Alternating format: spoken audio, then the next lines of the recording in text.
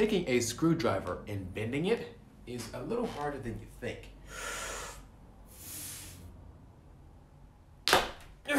Oh wait, we actually broke it out the handle. It's straight right now.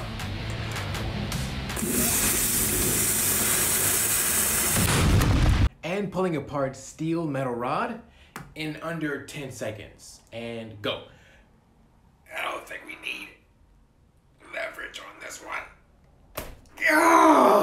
And breaking 4 pencils with a single flick. Yeah. That was 4 pencils. That's pushing my finger to its limit.